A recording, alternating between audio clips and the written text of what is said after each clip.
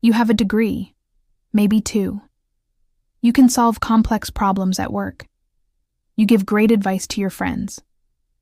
But when it comes to your own relationship, the one that's clearly hurting you can't seem to leave. And everyone around you is confused. They're asking why someone as smart as you would stay with someone who treats you this way. Here's what they don't understand. Intelligence has nothing to do with it. There's this assumption in our culture that smart people make smart choices, that if you're educated, self-aware, or successful, you should be able to spot a bad relationship and walk away. But that's not how trauma bonding works. Trauma bonding doesn't care about your IQ. It doesn't care about your accomplishments. It doesn't care how much therapy you've had or how many self-help books you've read. Trauma bonding hijacks your nervous system. It rewires your brain. And it makes leaving feel more dangerous than staying. Today, we're going to break down exactly what trauma bonding is, why it happens, and why being smart doesn't protect you from it. In fact, in some ways, it makes you more vulnerable. Let's start with what trauma bonding actually is, because a lot of people think it just means staying in a bad relationship. But it's way more specific than that. Trauma bonding is a psychological attachment that forms between a person and someone who hurts them.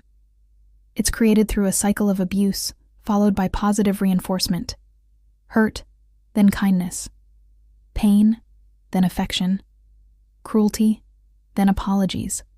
This cycle creates a powerful emotional bond that's actually stronger than bonds formed in healthy relationships.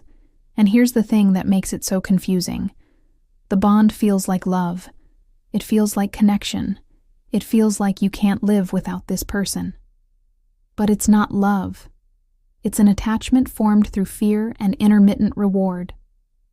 The term trauma bonding was first used by psychologist Patrick Carnes in the 1990s.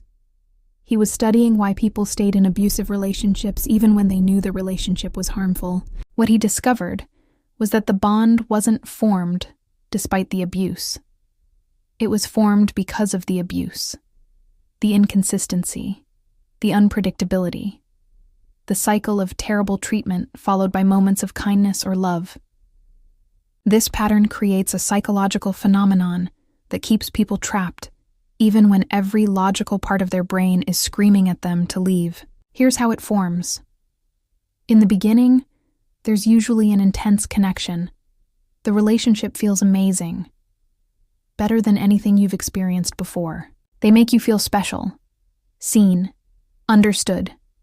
This is often called love bombing. They shower you with attention, affection, promises. Your brain is flooded with feel-good chemicals, dopamine, oxytocin, serotonin. You feel like you finally found your person. Then something shifts. Maybe slowly, maybe suddenly. They become critical, distant, mean. They withdraw the affection they were giving you so freely.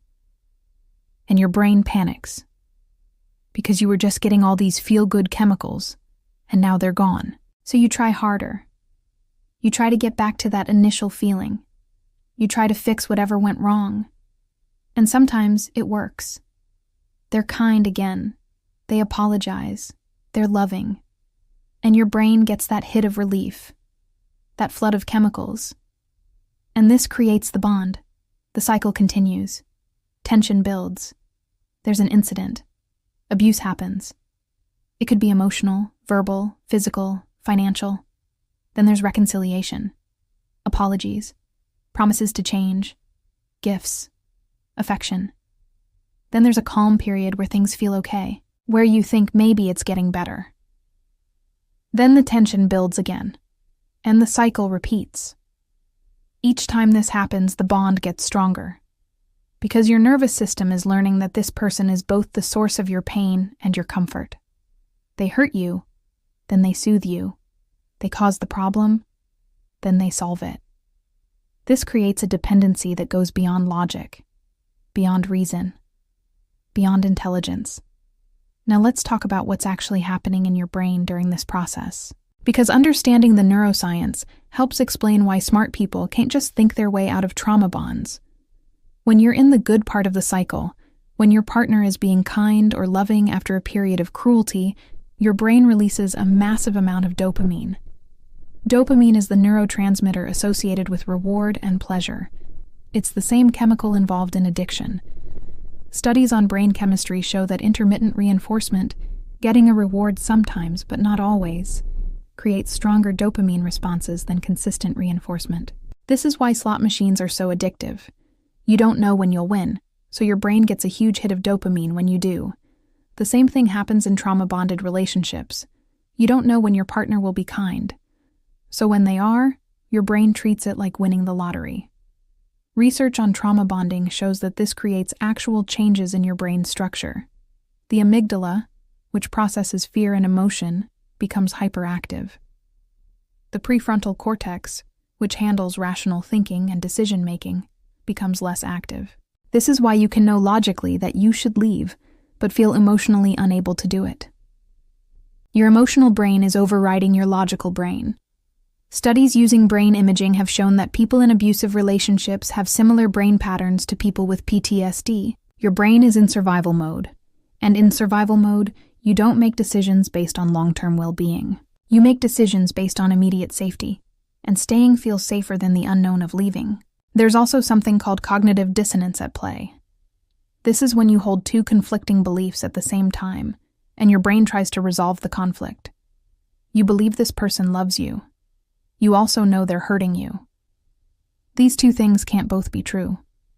So your brain starts working overtime to make them fit together. You start making excuses. They're stressed at work. They had a rough childhood. They don't mean it. You start minimizing the abuse. It wasn't that bad. Other people have it worse. At least they don't hit me. Or if they do hit you, at least they apologize. You start blaming yourself. If I was less sensitive. If I didn't make them so angry. If I was better. This isn't you being stupid. This is your brain trying to resolve an impossible situation. Researchers who study abusive relationships have found that cognitive dissonance is one of the strongest factors keeping people trapped. Attachment theory gives us another lens to understand this.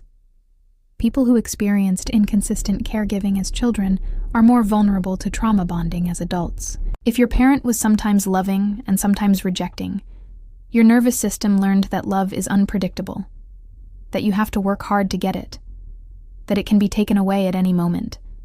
So when you encounter a partner who treats you inconsistently, it feels familiar. Your attachment system recognizes this pattern. And familiar feels like home, even when home is harmful. Studies on attachment patterns show that anxious attachment styles in particular make people more likely to stay in relationships where they are treated poorly, because the fear of abandonment is so intense that even bad connection feels better than no connection. Let's talk about what trauma bonding actually looks like in real life, because it's not always obvious. You defend your partner when friends or family express concern. You minimize what they do. You make excuses for their behavior. You feel like you're the only one who really understands them. You believe that if you just love them enough, they'll change.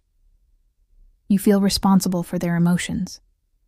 You walk on eggshells trying not to upset them. You feel relief when they're in a good mood, and terror when they're not. Your whole emotional state depends on theirs. You've lost touch with friends and family because your partner didn't like them, or because you're embarrassed about your relationship. You can't imagine your life without them, even though your life with them is painful. You have moments of clarity where you think I need to leave. But then they do something sweet, or they apologize, or they have a crisis and need you, and you convince yourself to stay. You feel crazy. Like you're overreacting. Like maybe you're the problem. You find yourself explaining away things that you would never tolerate if a friend told you their partner did them. You feel addicted to this person. You know the relationship is bad for you, but you can't stop going back. You've tried to leave before. Maybe multiple times. But you always end up back together. And each time you go back, you feel weaker, more ashamed, more stuck. Research on domestic violence shows that it takes an average of 7 attempts before someone successfully leaves an abusive relationship. 7. And each failed attempt makes the trauma bond stronger. Because you learn that leaving is painful and returning provides relief. Your nervous system starts to associate leaving with danger and staying with safety, even though objectively the opposite is true.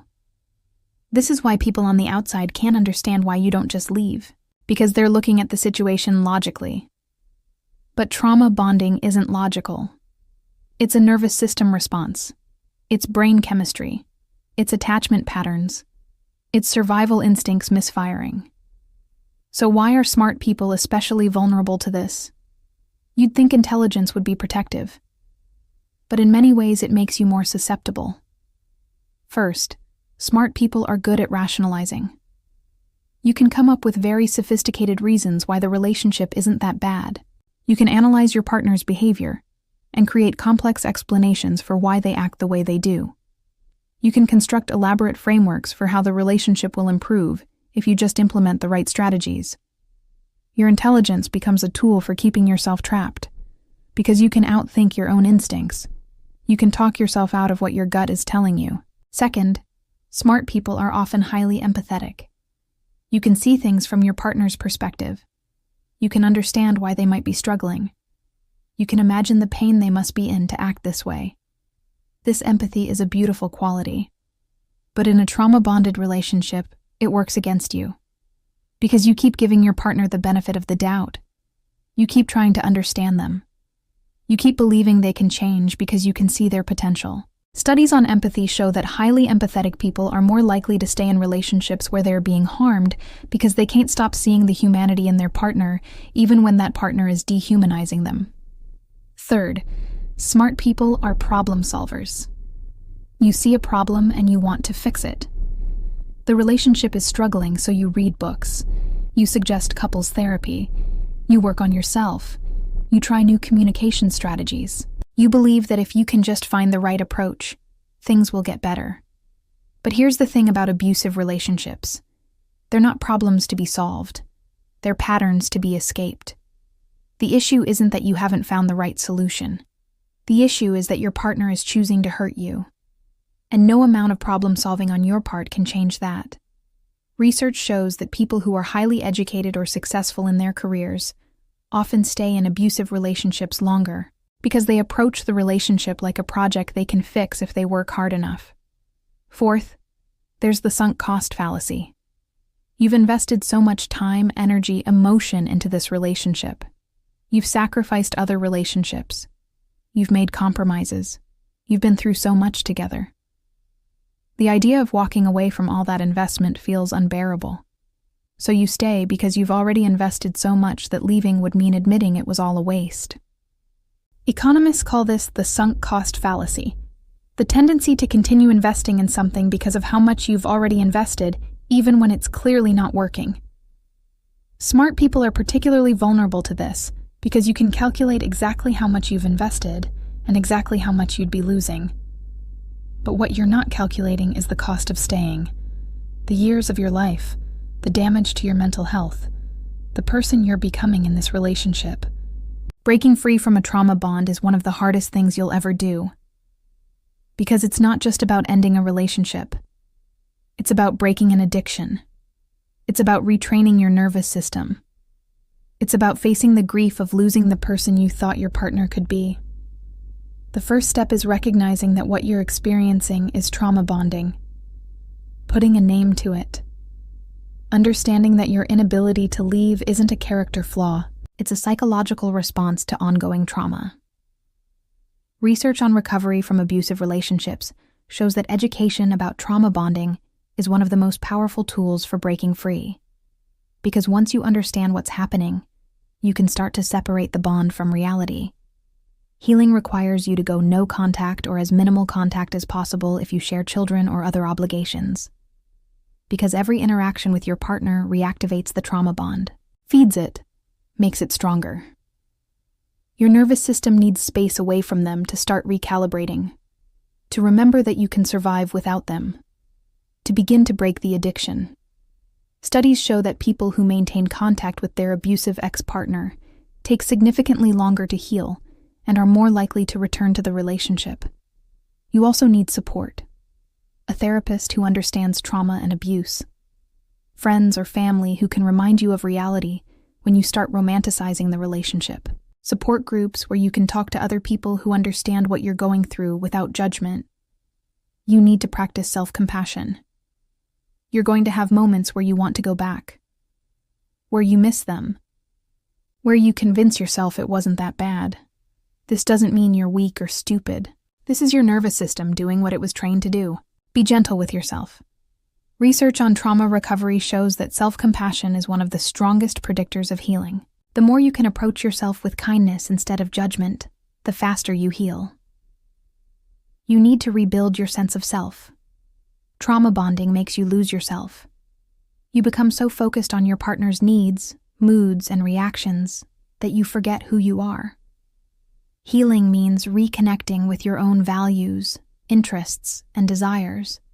It means learning to trust yourself again, to listen to your instincts, to believe that you deserve better. Here's what you need to understand. You're not stupid for staying. You're not weak for struggling to leave. You're not crazy for feeling addicted to someone who hurts you.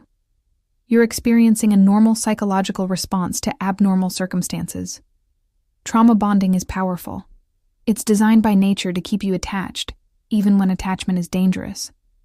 In our evolutionary past, staying with the group even when the group treated you badly was safer than being alone. Your nervous system doesn't know that times have changed. It's still operating on ancient programming that says attachment equals survival. But you can override that programming. You can break the bond. You can heal. It won't be easy. There will be days where you feel like you're dying without them, where the pain of missing them is so intense you think you can't survive it. But you can. And you will. Thousands of people have broken trauma bonds and built beautiful lives on the other side. You're not alone in this. You're not the only smart person who's ever felt stuck in a relationship that's hurting you. Intelligence isn't what gets you out. Courage is. Support is. Understanding is. Patience with yourself is. You can do this. You deserve relationships where love doesn't hurt, where kindness is consistent, where you don't have to walk on eggshells or make yourself smaller to be safe. That life is waiting for you. But first, you have to break the bond. Subscribe to learn more about healing from toxic relationships.